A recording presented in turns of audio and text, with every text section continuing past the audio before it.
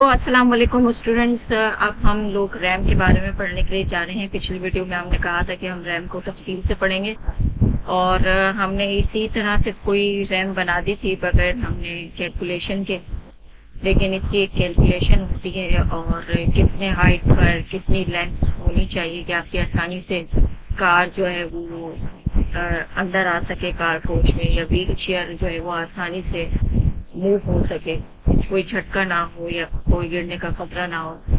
तो स्लोप को लेकर कुछ कैलकुलेशन बनाई गई है जिसको आज हम पढ़ेंगे। कुछ इमेजेस मैंने आपके लिए तैयार किए हैं। ये इमेजेस आपको इंटरनेट पे नहीं मिलेंगे। सबसे पहले जो है वो हमारा ये इमेज है, रैम इन ऑटोकैड इजी एक्सप्लेनेशन के नाम से मैंने आपके लिए एक चार्ट बनाया है। उसमें कुछ पिक्चर डाली है और कुछ कैलकुलेशन डाली है ताकि आप लोग आसानी से समझ सकें। रेशियो निकाला है, परसेंटेज निकाली है। तो चलिए आइए इसको पढ़ लेते हैं। ठीक है, सबसे पहले 1 इंच हाइट पर 12 इंच की लेंथ। ठीक है, it means for every 12 inches for horizontal length the RAM will rise 1 inch in height. Rise मतलब आपकी हाइट, यानी 1 इंच। ये जो आप देख रहे हैं ये 1 इंच उन्होंने इस तरह से यहाँ बताया, ये नहीं 1 इंच, और लेंथ आपकी 12 इंच। ठीक है, तो बराबर है राइज और रन। राइज मतलब आपकी हाइट, रन मतलब आपकी लेंथ। इससे आप चलने वाले हैं या आपकी कार जाने वाली है या आपकी व्हील चेयर जाने वाली है, वो बराबर है 1 इंच डिवाइडेड बाय 12 इंच। तो इसका रेशियो निकलता है 1:12। ठीक है, 1 इंच की हाइट पर 12 इंच की लेंथ। अब यहाँ पे देखिए राइज हमारे पास है हाइट 1 इंचेस, रन लेंथ मतलब है 12 इंचेस। इन सबको आपने डिवाइड किया, आपकी जो है रेशो निकला है 1:12 निकला है।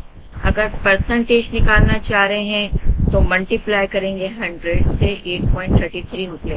ठीक है, इंचेस कोई भी हो, 1 हो, 2 हो, 3 हो, आपकी लेंथ बढ़ती जाएगी। 1 पे 12, 2 पे 24 इंचेस और 3 पे 36 इंचेस और 4 पे 48 इंचेस, लेकिन रेशो आपका वही रहेगा। अब भाई ये रेशो क्या चीज है और ये क्या चीज आ गई है 1:12, और इसका क्या मतलब है ये कुछ समझ नहीं आ रहा है। चलिए इसकी कैलकुलेशन समझते हैं, थोड़ी सी अपना लेक्चर कंप्लीट करते हैं और थोड़ा सा इसे समझ लेते हैं कि ये क्या चीज है। ठीक है, अच्छा जनाब, ये 1:12 रेशो है जनाब। हाइट हो गई हमारी राइज, लेंथ हो गई हमारा रन, यानी जिसपे हम चलते हैं। ठीक है, 1 इंच हाइट पर 12, इसी तरह 2 पर 24 और 3 पर 36 इंच की हो जाएगी। चलिए अब रेशो को थोड़ा सा समझ लेते हैं। स्लोप रेशो का मतलब होता है height divided by length. Height हो गई 1 इंच, लेंथ हो गई 12 इंच और डिवाइड किया इसको, तो जो भी हमारा रेशो बनता है वो ये बनता है 1:12। ठीक है, अगर आपका फ्लोर 6 इंच पर है तो 6 मल्टीप्लाई बाय 12 जाहिर है 72 इंचेस। कोई भी आपकी हाइट आ रही है उसको पहले आपने कन्वर्ट करना पड़ेगा इंचेस में। ठीक है, तो आपकी आसानी से जो है वो स्लोप निकल आएगा। ठीक है, जैसे इन्होंने 4 इंच हाइट पर बताया 48 रैम बनेगी आपकी, 5 इंच पर इन्होंने बताया 60 रैम बनेगी, 6 इंच पर, यानी अगर खाली आपका 6 इंच का स्लैब है या हाइट है तो फिर 72 इंचेस रैम बनेगी लेंथ में आपकी। ठीक है, अच्छा अपने अगले पिक्चर्स की तरफ चलते हैं। जो आपके लिए अगला इमेज मैंने बनाया है वो क्या बनाया है। ठीक है, आपका अगला इमेज मैंने बनाया है रैम का। ठीक है, कि अगर 2 फीट आपकी अक्सर फाउंडेशन होती है, ज्यादातर घरों में लोग रोड गली से अपना घर 2 फीट की फाउंडेशन के ऊपर बनाते हैं, तो 2 फीट की फाउंडेशन पर आपकी लेंथ बैठेगी 288 इंचेस। ठीक है, और यही स्लोप, यही चीज हमारी व्हील चेयर के लिए भी होगा, कार के लिए भी होगा। ठीक है, और इसी कैलकुलेशन के हिसाब से घरों के आगे रैम नहीं बल्कि जहां भी रैम देनी होती है वहां पर इसी कैलकुलेशन के हिसाब से बनाई जाती है। ठीक है, वही राइज हाइट रन लेंथ के हिसाब से जो आपकी घड़ी बन रही थी वो यहाँ हमने कैलकुलेशन करके दिखाई है, वर्किंग करके भी दिखाएंगे। 2 फीट को पहले आप इंचेस में कन्वर्ट करेंगे, यानी 24 इंचेस, हाइट आपकी आ गई 12 इंचेस और आपने इसको मल्टीप्लाई किया, यानी कि लेंथ आपकी आ गई ये 12 इंचेस और ये फिर आपने इसको मल्टीप्लाई किया तो 288 इंचेस आपकी लेंथ आ गई कि भाई अब आपकी जो रैम बनेगी वो 288 इंचेस बनेगी। ठीक। अच्छा, यही नीचे आपकी थोड़ी सी और आसानी कर दी है कि 1 इंच पे कितना होगा, 6 इंच पे कितना होगा, 6 इंच मतलब 0.5, 1 फीट पे कितना होगा, 1 फीट 6 इंच पे कितनी लेंथ बनेगी आपकी, इंचेस में भी यहाँ लिखा हुआ है और फीट में भी आपको कर दिया 1 फीट, 6 फीट, 12 फीट, 18 फीट। ठीक है, लेकिन रेशियो आपका वही रहेगा 1:12। ठीक है, नीचे एक दफा फॉर्मूले को दोबारा बता दिया गया है। रन मतलब 12 इंचेस, राइज मतलब 1 इंच। ठीक है, एक चार्ट और तैयार किया है आपके लिए। आगे बढ़ते हैं ये कि आपको कोई कैलकुलेशन नहीं करनी पड़े, उसके लिए हमने ये कैलकुलेशन की है 2 फीट, 3 फीट, 4 फीट, 10 फीट तक की कैलकुलेशन की। पहले इसको हमने इंचेस में जो है कन्वर्ट किया है। ये देखिए यहाँ पर हमने इसको इंचेस में कन्वर्ट कर दिया है। 2 फीट यानी 24 इंच, 3 फीट 36 इंच, इसी तरह 10 फीट आपके यानी 120 इंच। ठीक है, अब इसको हमने आपस में डिवाइड किया है तो हमारे पास आया है 288 इंचेस यानी 24 फीट। और इसी तरह सबको डिवाइड करते हुए चले तो यहाँ पर ये आपकी स्लोप की लेंथ आ गई। यहाँ पे जो लिखी है वो लेंथ लिखी हुई है आपकी फिट की सूरत में, लेंथ आपकी ये है। अगर आपकी हाइट ये होती है तो आपकी लेंथ ये होगी। ये बीच में जो आपको कॉलम दिया हुआ है हाइट इंचेस का, ये हमने कन्वर्ट किया। ठीक है, 2 फीट को इंच में कन्वर्ट किया। इसी तरह यहाँ पर आपको पिक्चर्स के जरिए भी दिखाया गया है कि किस तरह से आपकी स्लोप बनने वाली है कार के लिए और व्हील चेयर के लिए। ठीक है, ये चार्ट आपके लिए तैयार किया गया है, ये इंटरनेट पे आपको नहीं मिलेगा क्योंकि ये हमने खुद डिजाइन किया है। डिस्क्रिप्शन में आपको ये चार्ट मिलेगा और आपको पूरी कैलकुलेशन भी मिलेगी जो कि मैंने आज आपको समझाई है और अब हम इसे बनाएंगे। ठीक है, थोड़ा सा मैंने यहाँ पर और मजीद लिख दिया है कि अगर किसी को कोई कंफ्यूजन है, वो पढ़ता है, कोई उसको मसला आ रहा है तो वो मुझसे व्हाट्सएप पे डिस्कस कर सकता है। नीचे हमारा व्हाट्सएप नंबर आ रहा है कि नहीं ये समझ में नहीं आया है, क्या रेशो क्यों बताया है आपने, लेंथ हाइट क्यों बताई है, या क्या मसला चल रहा है, जो भी आपको समझ नहीं आया वो आप मुझसे पूछ सकते। ठीक है, अगर आपकी रैम की हाइट 2 फीट है तो किस तरह से आप करेंगे कैलकुलेशन। ठीक है, 2 फीट का मतलब है 24 इंचेस। रेशो आपका ये अप्लाई करेंगे 1:12 का, यानी हर 1 इंच हाइट के लिए आप 12 इंच लेंथ चाहिए। तो 24 इंच यानी 2 फीट का मतलब है 24 इंच को पहले मल्टीप्लाई करेंगे 12 से तो आपका आएगा 288 इंचेस। 288 इंचेस को फीट में आप कन्वर्ट करेंगे तो डिवाइड करेंगे 12 से तो आ गया 24 फीट। ठीक है, हाइट आ गई 2 फीट, लेंथ आ गई 24 फीट, रेशो बेटा आपका 1:12। इजी मेथड है, कोई मुश्किल नहीं है और ये इतनी आसान मेथड तो हम तीसरी चौथी क्लास में पढ़ते थे। डिवाइड मल्टीप्लाई कोई इतनी खास कैलकुलेशन नहीं है, इतना खास समझने की जरूरत नहीं है कि भाई बहुत मुश्किल लग रहा है ये क्या क्या लिख दिया। हाँ, तफसील आपको इसलिए दी है कि कोई भी प्रॉब्लम हो, भूल जाता है बंदा अक्सर, हर चीज में फॉर्मूले भी होते तो वो दोबारा से देख ले, पढ़ ले, सीख ले। और जो बिगनर बच्चे हैं जिनको कुछ भी नहीं पता है वो थोड़ा सा सीख ले कि हाँ भाई रैम किस तरह से डिजाइन होती है, क्या होता है, क्या तरीकेकार होता है। और ये सारे इमेजेस उनकी आसानी के लिए बनाए गए हैं। कोई भी फाउंडेशन आप अपनी बनाते हैं, चाहे 2 फीट की हो, 3 फीट की हो, 2 फीट 6 इंच की हो, 3 फीट 6 इंच की हो, आपको यहाँ कैलकुलेट कर पूरी रैम की डायमेंशन दी गई। ठीक है, कि कितनी लेंथ होगी। अगर 3 फीट 6 इंच आपकी फाउंडेशन की हाइट है तो आपकी 504 इंचेस, ठीक है, यानी 504 इंचेस जो है वो आपकी लेंथ बनी। पिक्चर के जरिए भी आपको बता दिया गया है 42 फीट, यानी अब इसको इंचेस में कन्वर्ट किया तो 42 इंचेस आ गया, फिट आ गया। ठीक है, चलिए अब इसको ऑटोकैड में बनाते हैं और हम 2 फीट को लेके बना रहे हैं 288 इंचेस का। चलें कैलकुलेशन तो समझ में आ गई, लेकिन जब तक अप्लाई नहीं करेंगे, बनाएंगे नहीं, तो वो दिमाग में सही से बैठेगी। ठीक है, समझने का बेहतरीन तरीका ये है कि आपके दिमाग में उसकी तस्वीर बननी चाहिए। तस्वीर नहीं बन रही तो वर्बली समझ में आ रहा है, वक्ती समझ में आ रहा है, हमेशा के लिए समझ में नहीं आ रहा। ठीक है, कभी भी भूल सकते हैं। तो कोशिश कीजिएगा कोई भी ऐसी चीज समझें तो उसे अप्लाई करें, चाहे आपके यूज में आ रहा है नहीं आ रहा है इस वक्त, लेकिन आप उसे अप्लाई करके देखें, समझ लें। आगे जाके आपको कभी भी किसी चीज की जरूरत पड़े, फौरन से ठक करके आपकी दिमाग की लाइब्रेरी खुलेगी और आप कहेंगे अरे हाँ ये तो मैंने पढ़ा था और मैंने अप्लाई भी किया था।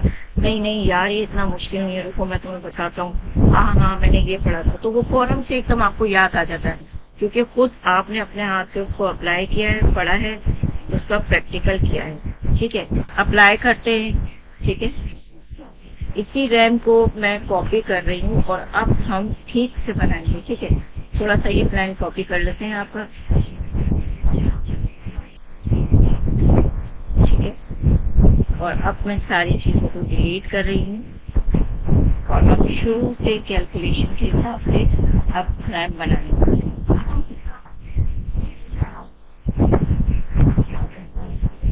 शोर वोर सब हटा रहे हैं, बाद में लगा देंगे, अभी हम खाली रैम पर फोकस करेंगे।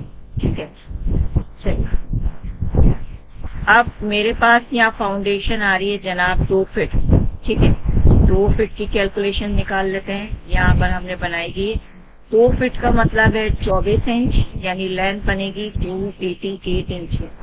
ठीक है, इसको हमने यहाँ कैलकुलेट भी करके रखा हुआ है और ये हमारे लिए बड़ी आसानी हो गई कि भाई यहाँ पे हमने इसको कैलकुलेट करके भी समझा हुआ है। तो चलिए क्या 2 फीट हाइट और क्या कहाँ से लाइन मारनी है समझ नहीं आ रहा।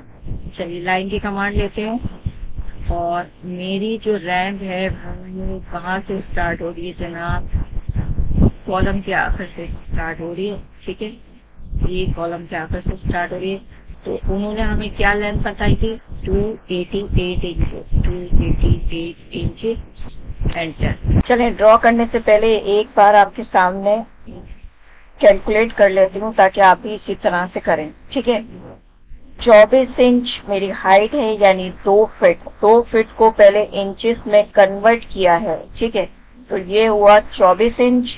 24 इंच को मल्टीप्लाई करना है आपने 12 से, तो आपके पास आएगी वैल्यू 288 इंचेस।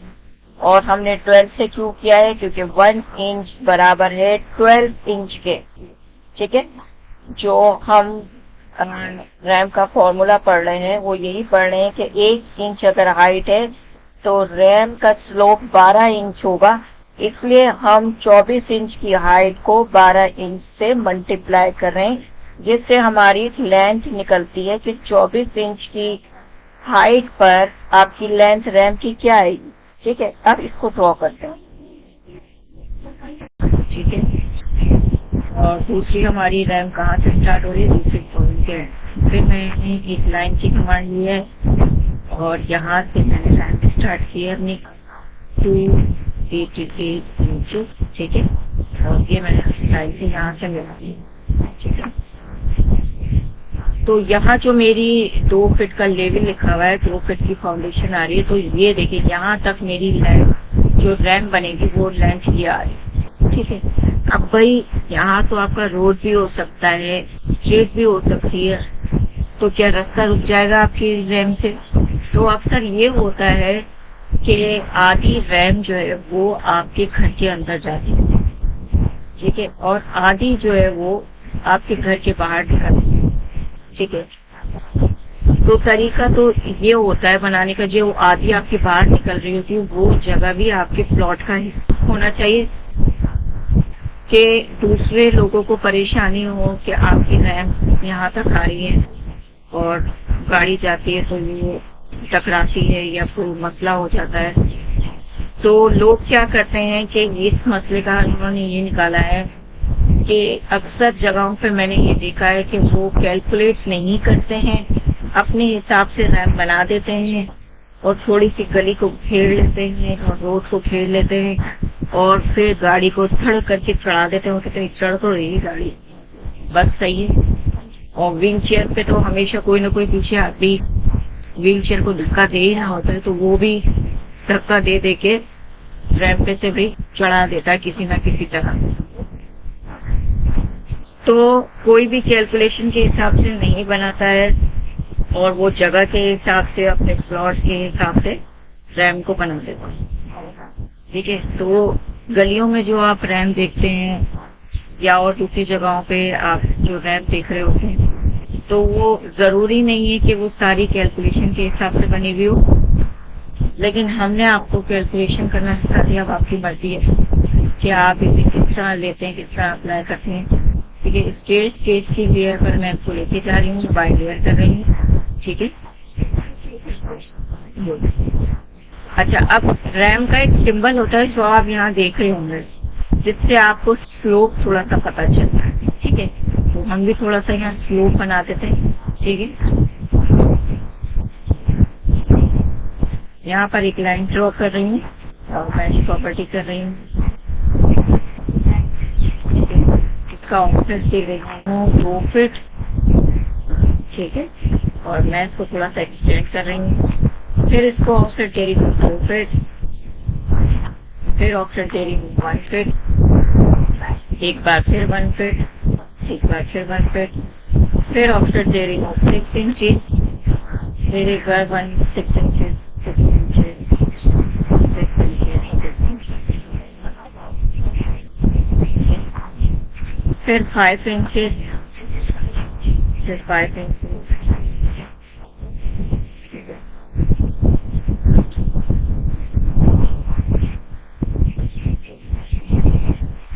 फिर 4 इंचेस। बस इस तरह करके आपने थोड़ा थोड़ा सा स्लोप बनाना है और बताना है कि भाई ये स्लोप क्या है।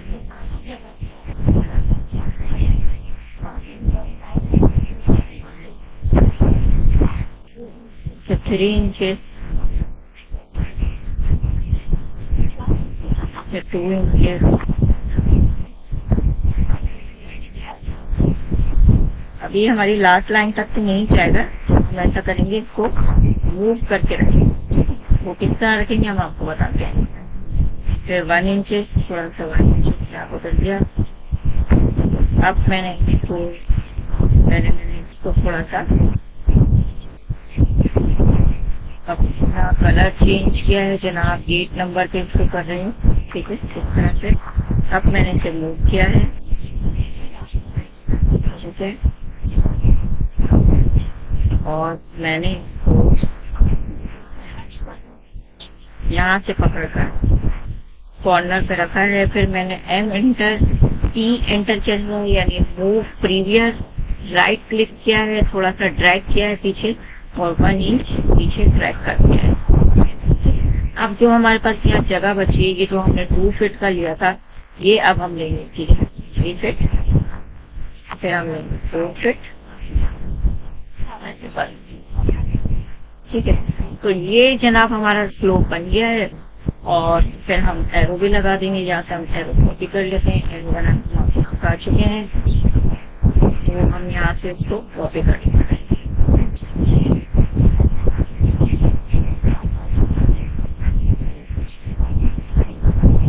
थोड़ा सा यहाँ रखूंगी, नीचे की तरफ थोड़ा सा ड्रैग करूंगी, तो मूव करूंगी,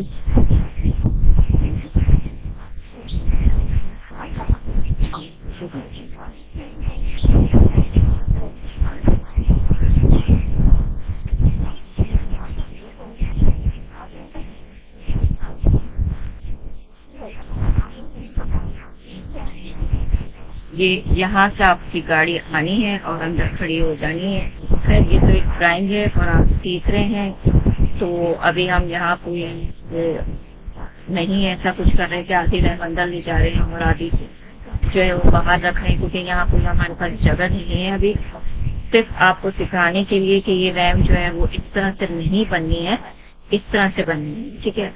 अच्छा, अक्सर ड्राइंग्स में ये होता है कि कटिंग लाइन करके आपको रैम दिखा देते हैं, तो वो ड्राइंग भी आपको हम बता देते हैं कि वो किस तरह से होती है। TL की कमांड ले रही हूँ और एक कटिंग लाइन बना रही हूँ, ठीक है।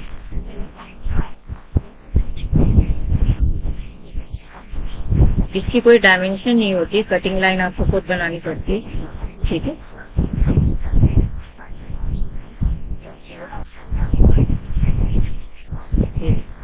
मैश प्रॉपर्टी कर रही हूँ और इस तरह करके कटिंग लाइन दिखा देते हैं और एरो दे देते हैं कि भाई यहाँ पे जो है वो आगे जाके रैम बननी है। अब मजदूर देख ले कि भाई आगे अगर कोई मसला आ रहा है तो वो अपने हिसाब से बना दे, और आगे कोई मसला नहीं आ रहा है तो वो कैलकुलेशन के हिसाब से बना दे।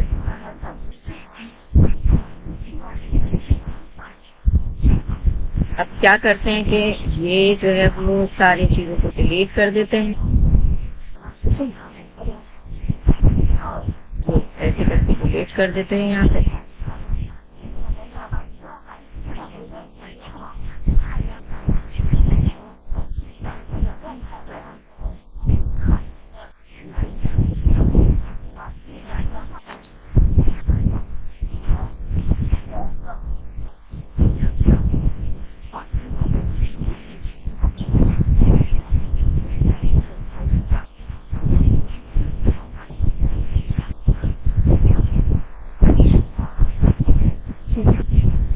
आज जो है वो मेरा हाउस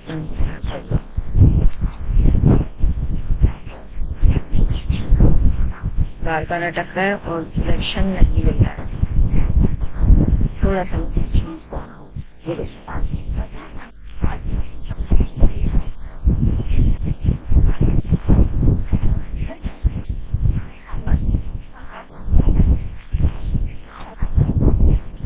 अगर आप पूरी कैलकुलेशन और पूरी उसके साथ रैम दिखाना नहीं चाहते तो आप इस तरह भी दिखा सकते हैं कि भाई यहाँ पर जो है वो रैम जा रही है। ठीक है, तो आप इस तरह भी शो कर सकते हैं कि भाई ये आपकी रैम है, आप इस तरह भी शो कर सकते हैं। अक्सर ये होता है कि जब हम रैम बनाते हैं अपनी ड्राइंग में तो हम डबल डोर को नहीं दिखाते। ठीक है, जैसे यहाँ हमने डबल डोर दिखाया हुआ और बाहर की तरफ खुल रहा है, तो ये चीज हम ड्राइंग में नहीं दिखाते। अक्सर मैंने ड्राइंग ऐसे देखी है जिसमें डबल डोर नहीं बना हुआ होता, जहाँ रैम बनी हुई होती है। तो वो जो सबसे ज्यादा इस हिस्से में इम्पोर्टेंट बात होती है वो रैम की होती है, डबल डोर की नहीं होती है, इसलिए वो यहाँ पर डबल डोर को मेंशन नहीं करते हैं। तो हमने भी यहाँ पर डबल डोर को मेंशन नहीं किया है। इस तरह भी ड्राइंग रीडेबल हो सकती है और डबल डोर लगाकर भी ड्राइंग रीडेबल हो सकती है। चलिए, ओके, अल्लाह हाफिज। हम फिर से अपने इमेजेस को एक दफा देखते हैं। एक इमेज हम आप ये डालने वाले हैं डिस्क्रिप्शन में, एक ये इमेज हम डालने वाले हैं डिस्क्रिप्शन में, और एक आपकी ये जो हमने आपको 2 फीट की कैलकुलेशन करके दिखाई थी वो सारी हम यहाँ पर डालने वाले। कोई भी ऐसी बात या चीज जो आपको समझ में ना आई हो कि ये क्या लिखा हुआ है और ये फॉर्मूला आपने क्यों दिया है और यहाँ पे क्या लिखा हुआ है, कुछ भी ऐसी बात जो आपको समझ में नहीं आई हो वो आप हमें बताइएगा। बाकायदा आपको यहाँ पर हम टाइप करके भी दे रहे हैं, कभी जरूरत पड़े तो इसे खोल के पढ़ लिएगा तो फौरन से आपको याद आ जाएगा कि हाँ आप ये सब कुछ पढ़ चुके हैं और अप्लाई कर चुके हैं। ठीक है, अच्छा, नेक्स्ट लेक्चर में इंशाल्लाह हम पढ़ने वाले हैं डायमेंशन। ठीक है, कि हम ये जो आपके पास डायमेंशन लगी हुई है ये हम कैसे लगाते हैं और कहाँ पे जाके हम इसे सेट करते हैं और इसके एरो कैसे देते हैं और एरो के कौन सी टाइप्स होती हैं। ठीक है, और ये हम यहाँ से जो है वो थोड़ा सा आपको इंट्रो दे देते हैं। डी एंटर करने पे डायमेंशन स्टाइल आ जाता है और डायमेंशन स्टाइल पे मॉडिफाई में क्लिक करने के बाद ये सारी जो चीजें होती हैं इनको हम सेट करते हैं। ठीक है, ये टेक्स्ट कौन सा होगा, एरो कौन सा होगा, फिट कौन सा होगा, प्राइमरी यूनिट कौन सा होगा, आर्किटेक्चर होगा, डेसिमल होगा, क्या होगा, लाइंस कौन सी होंगी। तो अगले लेक्चर में हम डायमेंशन को तफसील से पढ़ेंगे और आपको डायमेंशन सेट करना बताएंगे। ठीक है, ओके, अल्लाह हाफिज, अपना ख्याल रखिएगा।